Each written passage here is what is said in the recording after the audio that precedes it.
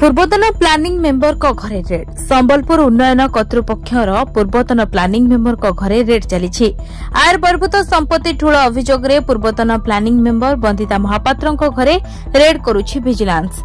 Junior clerk Laxminarayan Samal को घरे मध्य चढ़ा होउछि।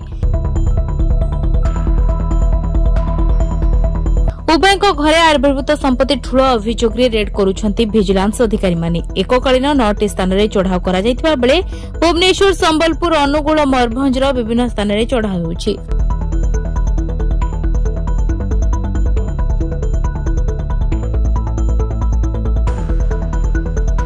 Bureau report Dinalipi live.